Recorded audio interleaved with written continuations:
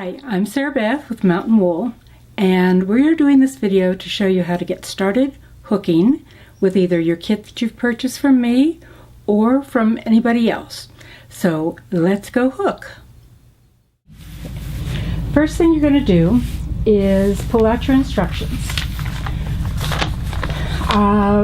This is in there for a reason. It's going to help walk you through, but I'm going to do that very thing with you on this video. So the first thing we've got to do is put the backing into the hoop.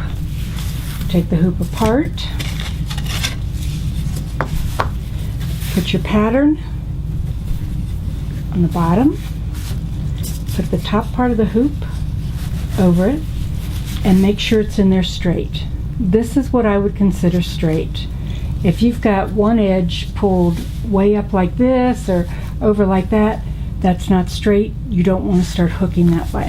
So take it back out, put it back down, pretty straight. Now pull this together with your hand like this and just tighten that bolt so that you're getting a tight fit on this. Then pull it out, that's straight and tight. Again, making sure your pattern stays straight in the hoop. Okay. Now we're ready to start hooking. Alright, the next step is to start your pattern. Take your piece of wool and you're going to be putting it underneath your hoop, and you're going to pull all ends up. First end goes up. Now you stay on the inside of your pattern line, not on the line unless you're doing an accent, and not on the outside. Stay on the inside of your line, go under, pull your piece of wool, roll it back, bring it back down to the height that you want it. Put it under. It's going underneath the wool. I'll show you what I'm doing with my left hand in just a moment. Getting this, you're going in the hole, underneath the wool, rolling it back as you're coming up. Going in, under the wool underneath, rolling it back, and bringing it back down. Rule of thumb, how high do the loops go? About as high as the cut is wide of the piece of fabric that you've cut and are using. See, that comes about like that. Now, next question is, do you put a hole or do you put a loop in every hole? The answer is no. When you're doing a cut in primitive like this, it's about every other hole. Again, rolling it back, coming back down. What you want is for your loops to stand up straight as they are here. If you start packing or putting them in every hole, you will find that the loops don't have anywhere to go and start rolling over. So you just pull those out, go back to where you were. It's very easy to correct a problem. Go in, under the piece of wool, roll it back, come back down. Go in, under the wool, roll it back, and come back down. This is establishing your height. And underneath, what I'm basically doing is, when my hook goes down underneath, I am actually going underneath the piece of wool and coming over to this outer edge and then pulling it up through the loop, through the hole. Again, it's like going down, laying your thumb on it, catching it, and coming back up. I'm going to show you on a piece of screen what my left hand is doing. I'm not advocating hooking on screen. I just want to show you what we're doing.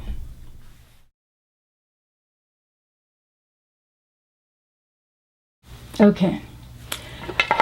I'm using a piece of screening that we can shoot through there so that you can see what my left hand is doing. I'm going to take the piece of wool I'm going to come in here and I'm going to pull the end up. All ends go up. Go underneath, lay my thumb on it with the piece of wool, finesse it through, rolling it back and bringing it back down. Going under the piece of wool, grabbing it on that outer edge, rolling it back and coming back down. Under, grabbing the edge, coming back down. When you're hooking, you need to travel with your piece of wool. So I hook going down, as you can see, and I'm bringing my wool with me. If I hook to the side, I need to take the wool out to the side with me. Take your wool with you. You don't want to have your wool out to the side and you're going down and you're trying to find where your wool is everywhere, and it's over here, and then you're trying to pull it over. Take it in the same direction you're hooking, come down, put the hook in, lay it on top of it with your thumb, grab the piece of wool, come through the hole, rolling it back in the process. The reason that I encourage you to over-exaggerate and roll it back, you need to get into practice of using the piece of wool that is underneath the pattern. And by rolling it back, it's making you do that. If you come up here and you start holding the one underneath too tightly, you go in and you try to pull this up, then it's going to take the wool from behind and you're going to lose your stitches. Let me show you a few more of these on here, and then I will go back to the monk's cloth, back down, under, roll it back, come back down. One more. One, under the wool, roll it back, and come back down.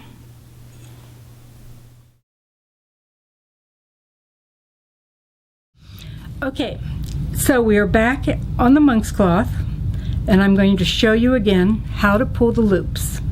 You're going to go down in the hole, you're going to go under the piece of wool, you're going to pull it up and roll it back. You're going to go down, under the piece of wool, pull it up, roll it back, and bring it down to the height that you want it. Now, underneath, I'm going to show you. I'm going to go through the hole. I'm going to lay it on the hook. I'm going to grab it.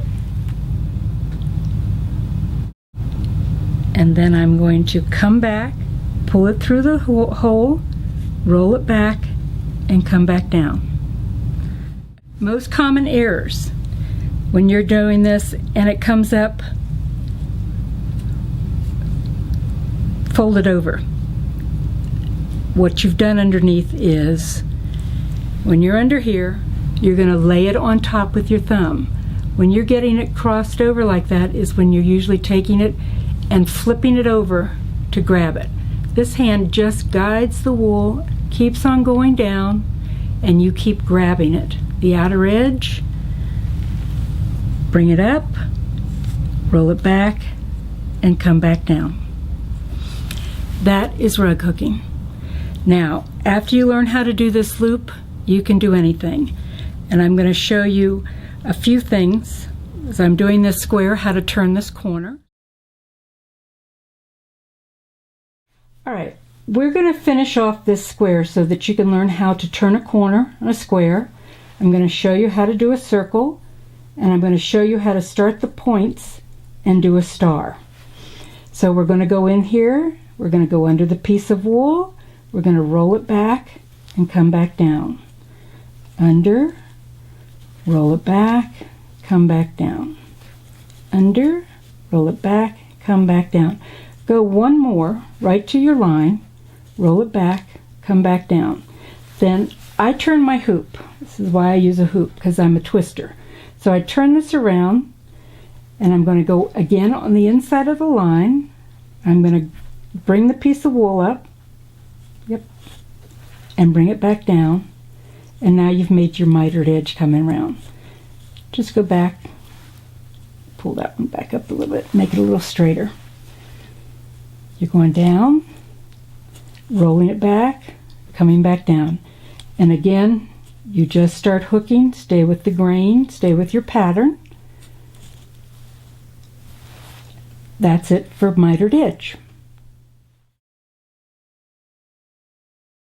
Now we're going to start the circle. Again, all ends go up and up. Now, as you're going around this circle, you need to not follow the grain. You need to stay on the inside of the lines. But as you can see, I am turning my hook the direction that the shank on the hook is facing, which is this right here. If it's facing here, your loop's going to be that way. If you face it here, it's going to be this way. So as I'm going around the circle, I am moving my hook and I'm kind of seesawing a little bit in the back with the fabric, but I bring it up and bring it back down. I'm going down, rolling it back, coming back down. Okay, now I have too much space in here, in my opinion. So what I'm going to do is I'm going to go and I'm going to take those two out. I'm going to go back in here where I want it, and I'm going to roll it back, and I'm going to start the circle again. Go down, rolling it back when you're coming up, under, rolling it, rolling it. As you can see now, I'm going around the circle, and I'm in control with my hook. Then you go on around, and I am just moving my hook in the direction that I want my loop. If you find that you don't like where the loops are, take it out. Kind of do an eraser kind of thing, and put them back in where you want them. It's very forgiving. There's no right or wrong. And there are no stitch police. You can do whatever you want to do. So I'm coming on around. Now, one thing I need to show you is when you get to the end of your strip, you're going to be pulling this end up. Okay, so here's my last loop. And now I'm at the end of this piece of wool. So I'm going to pull this up in the next hole. Okay, so now I've got that end up. All ends go up. I take my second piece and I come in and I go in exactly the same hole that I just ended in. And again, I pull up the loop. And then I start hooking again exactly the same way. Rolling it back, going down, going under. After you do a couple, or you can do the whole piece, you go back to this and I take my scissors. We use these special angled scissors, and all you do is snip it off and it becomes part of your pattern, part of your wool. No ends to catch or to pull up. Okay, so now I've showed you the mitered edge on the square, showed you how to go around a corner and how to join your ends in the circle. Now I'm going to show you the secrets of doing a pointed star and getting started. You take your piece of wool and instead of just pulling your end up at this edge or this edge and your point, take your piece of wool, fold it a little bit down so that you have this little loop right there. Take this piece, put it under, again on the inside of your pattern line, and I pull this end up. Then I start hooking down the left side with the left side of the wool.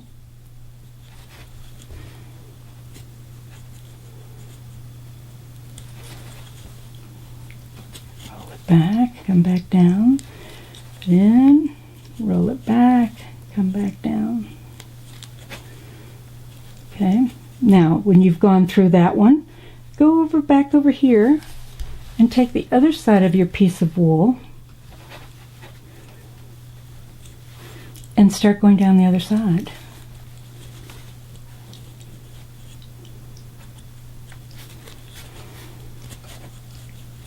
It's a good way to give you points on tops of Christmas trees, stars, whatever. And then you just keep going on around. But it gives you a start. Then when you get up to this edge, here, I'll go on around there. I'm going to, again, turn it. I went one extra step, just like I did with the mitered corner. Then I'm going to come back up. Straighten out my wool. It got a little bent there. Going back along. And, well, Lord of mercy, I ran out of wool. Okay. So now I have to start a piece right there, which I want to do and continue on. I'm going to pull the end up in exactly the same place, same hole. I'm going to keep going, and then I'm going to get to this point again. And now that I'm hooking, I can take this point and do the same thing I did over there. Come back down.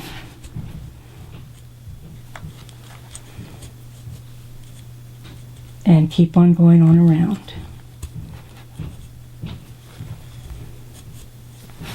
There.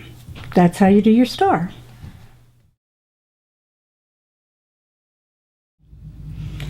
Alright, when you're finishing a piece, I have outlined inside the pattern on the square.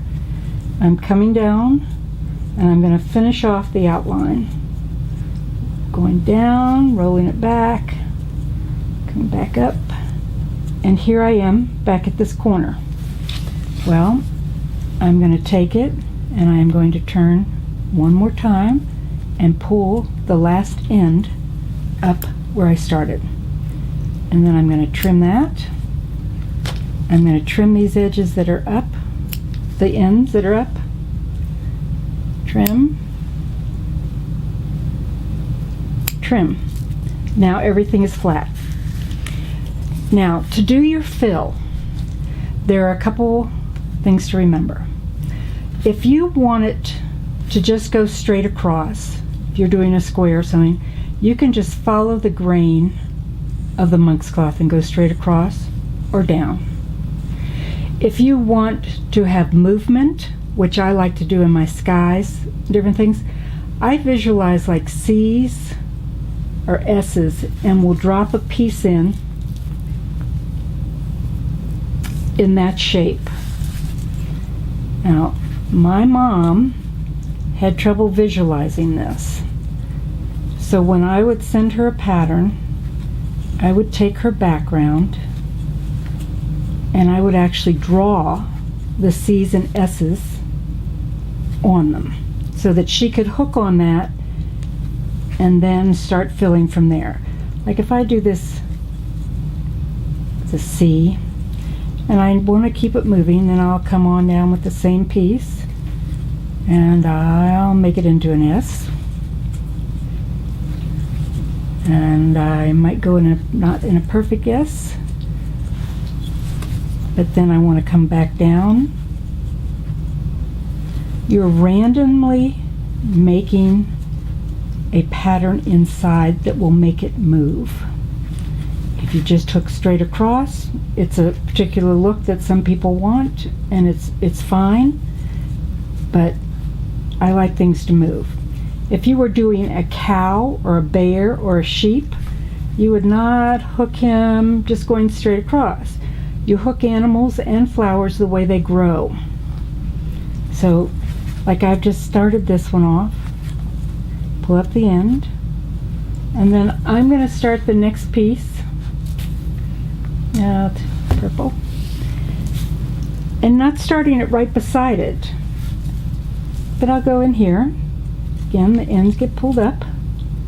I'm going to come around here, And I'm going to go in the same shape, kind of shadowing it for a little while. Gives it to move. I'm going to come on around, going under, pulling it back, coming back down. Okay. And then I may take this and go off in a different direction.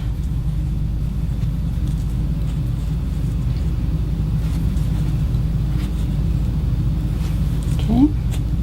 And then you just fill in around these swirls,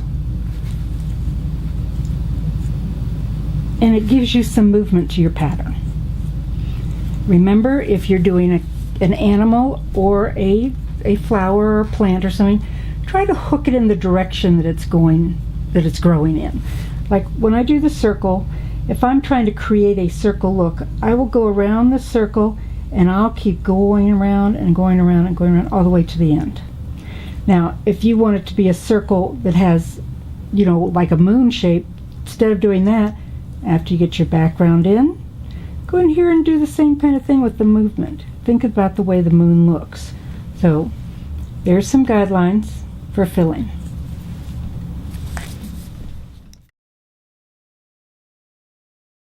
Alright, I just showed you how to make your background move. And I'm going to show you an instance where I did a straight across sky, because that's the way I had dyed the fabric to be a sunset sky. So we go from swirling and moving.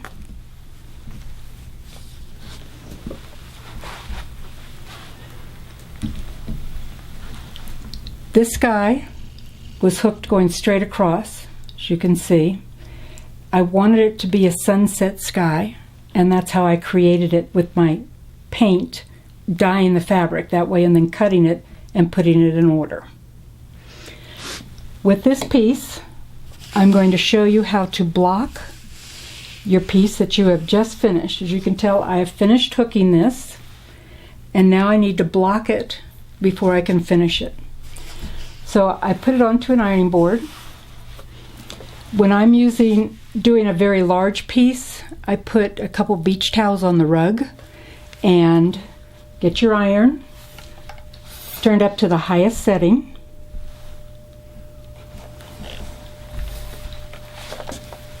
Put this face side up. I use a tea towel that's all cotton, and I have wet it and wrung it out. It's not dripping wet, you can see. And then you take this, and you place it over your piece. And then you block. And you're basically steaming. You start in the center and move out to your edges.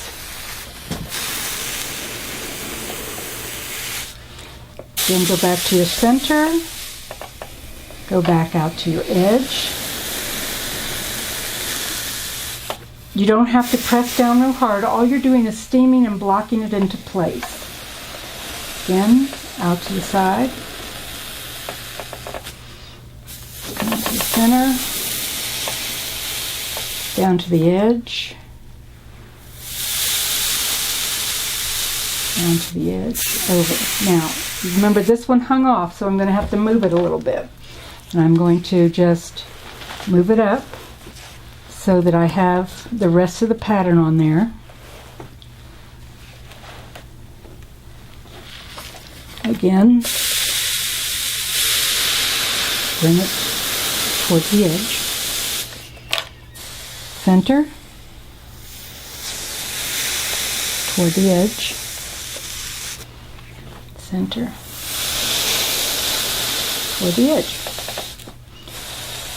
Now, take wet cloth off, and you will see this needs to be laying flat. I should have used a smaller piece on this ironing board. But now it needs to dry for 24 hours. So that's all we can do on this piece right now. Sometimes if you've sort of been getting it a little tighter than you want, I'll take it and I will flip it over.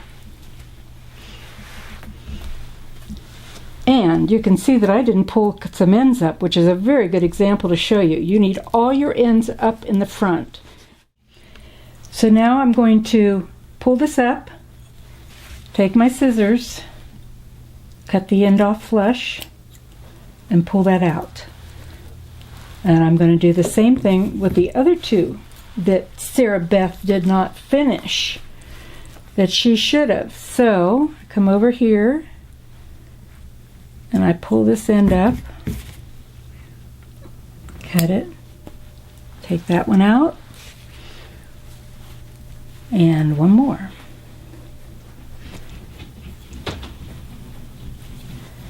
Okay.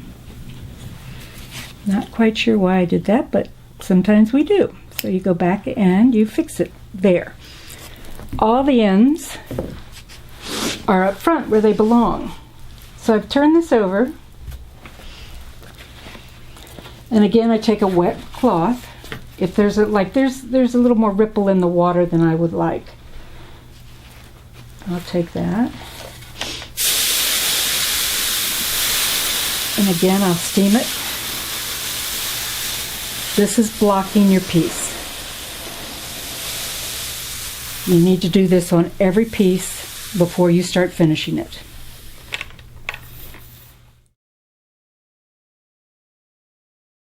Okay, we have blocked our piece. We're going to let it dry. And I am moving on to a piece that I had blocked a couple days ago that is dry, and I'm going to show you how to finish two different ways. Number one is with whipping the edge. Now, you need to take a ruler and draw an inch around your pattern, going all the way around. This side, I have a serger, and I serged it. Somehow you need to make sure this does not ravel. All right, the other way is to take glue, and I use the Aleene's tacky glue, and I put it right along that line that I've drawn. Okay, and I go all the way around. Then I kind of take my finger and make sure it gets in that grain, because I'm going to be cutting along there. And I have done all the rest of this. So now we have this edge like this. This edge, I've done the Aleene's glue. And I'm going to cut it right along that line, which is where the glue is, which will stop it from raveling. The monk's cloth really ravels very easily. So you don't want to just cut it without having something stopping it there. As you can see, it's not going to come undone. This is still wet, so I'm just going to do those two edges right now. And this is the way I do this. I'm sure other people have other ways of doing it. I use these little needles. They're kids' needles that I get at Walmart for about $1.20. And it's a little plastic blue needle. I also use these little clothespins from Michael's. Not the smallest ones, but the medium ones. And what I'll do is come in here and you make a fold forward, and you make another fold forward, and then I'm going to take my little clothespins and I'm going to hold the fold. Okay. And I'm going to do, I usually go around like in two edges, and then I'll stop and I'll do the other two edges, just so the clothespins don't get caught on things. Okay, so now we've got this clothespin here, and I'll show you about the corners in a minute, because they're a real problem sometimes for me. Okay, so we've done it like that. Now I'm going to take my little blue children's needle. I'm going to take a piece of yarn, 100% wool yarn, that I happen to have cut, and it's not real long because you don't want it to get all messed up in your clothespins and everything. And I take this and I'll thread the needle,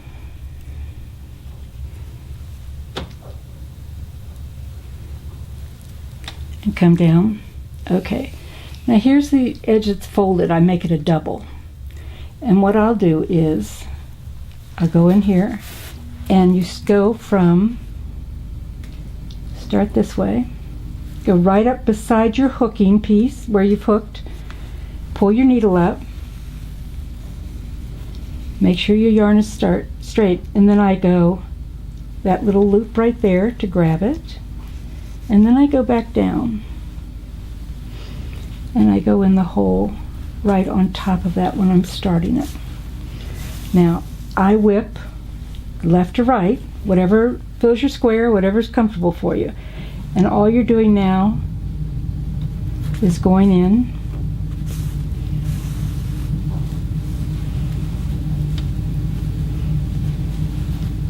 and whipping back to front,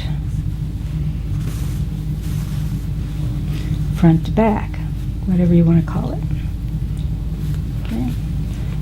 And I will keep going, and down at the corners you'll keep going. You'll do a mitered edge there, folding it in. Okay. This edge creates a finished look like this rug right here.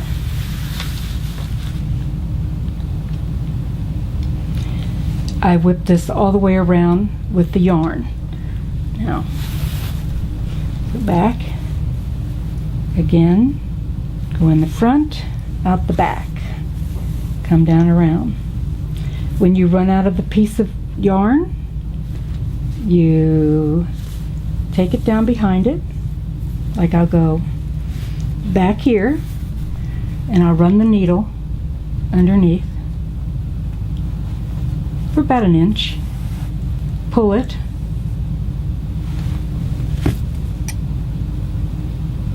and then cut that part off.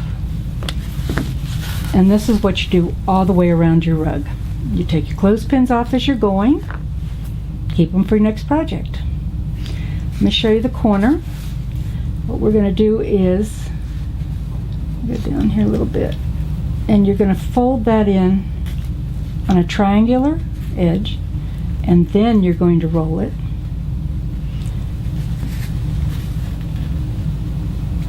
and you come over here with this one and you do the same thing, and it should square off for you, and then you just keep whipping all the way around.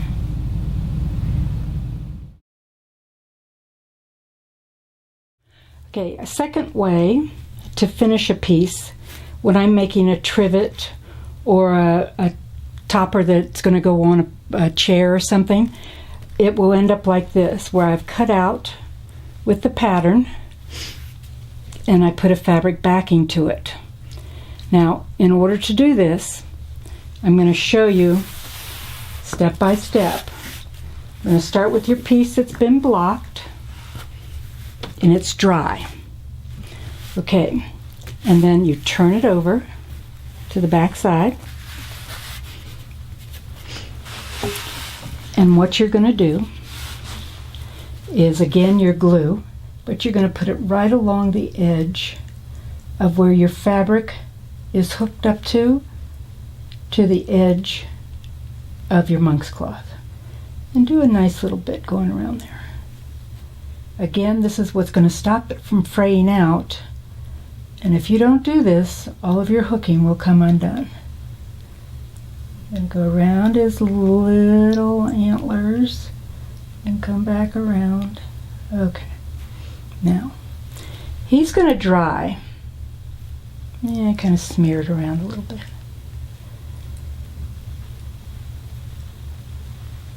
Okay. While he dries, I'm going to show you on a piece I've already glued and let dry. And I'm going to put the ladybug aside, and I'm going to bring out the snow scene. And as you can tell, I've already cut some of this to show you. Alright, so I've turned it over. This was a different kind of glue that I no longer use, which is why this one didn't get finished. You can see the brown, but the glue is dried. And now what I'm going to do is I'm going to cut this right along the glue, right along the edge, close as I can get. And I'm doing it on the back side rather than the front side because you can get your scissors at a little better angle to finish that off. Okay, so now we have our snow scene all ready, but it needs to be finished. So what I'm going to do next is I pick a piece of fabric that I like, and I picked this one that I like to go with that. And what I'm going to do is, I've got it to the right size that I want. I've ripped it. I have not cut it to the exact size. I take this off, turn this over, and then what I'm going to do is apply this nifty glue all over. You don't want it real clumpy because it will bleed through, but I go kind of around the edges.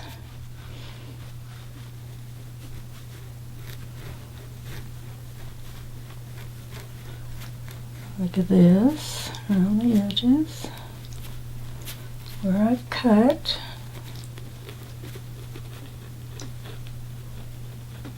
Okay. And then I just kind of squirt it going. This is the dangerous part. Just kind of get it all over. This is what's going to keep your backing on. So after I kind of do this, then I take a little rubber brush and I make it not clumpy, kind of more all over the fabric. Depending on what kind of a backing you're going to do, you know, your clumps of glue will bleed through. If it's too thin, it'll just, you know, kind of make a little stain. I've actually hooked, you can see the white is yarn that I added to make the snow. If you were doing a rug, you couldn't do this because it would not lay flat on the floor. But when you're doing a wall hanging or a seat cushion or something that you're going to back like I am right now, then you can. It won't affect anything. But again, I want the glue clumps minimized. So I've got this going all the way around, especially around the edge.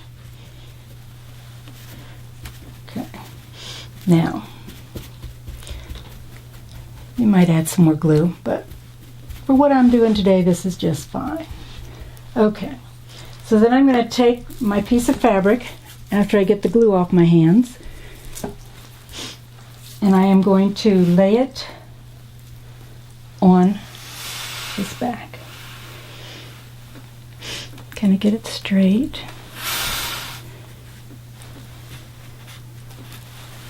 And I'm going to be cutting the edge. So that's why there's a little overhang to start with. And then I just kind of press it down with my hands, getting the glue all around.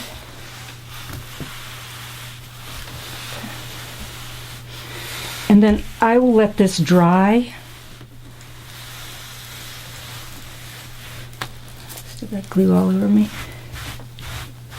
I'll let this dry, and then I'll go back and cut the edge here. So your piece will be finished off with that.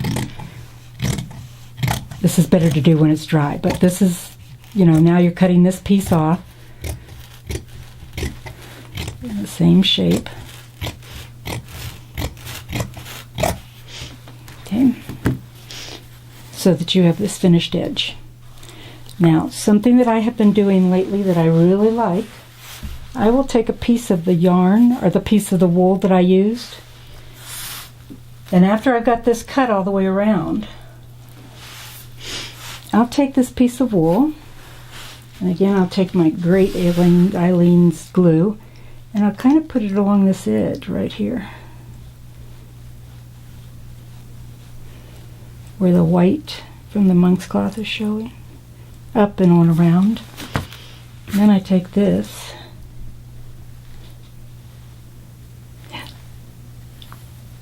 and I put it like this.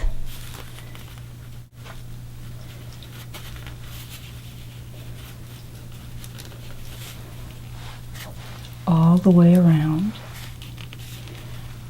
Now your trivet or wall hanging or hot pad or whatever you're going to use has got a finished edge on it also. Continue on around. And that is pretty much it. Thank you for joining me. If you have any questions, you have my email address. Okay, hookers, there's no reason for you not to be able to do this now. I've taught you how to put the pattern in the hoop. I've taught you how to start your pattern, how to finish your pattern, how to block your pattern, and how to finish your pattern. And please remember, this is not brain surgery. There are no mistakes that are going to be costly of somebody's life. Do it, go for it. If you have any questions, you have my email address. Thank you very much.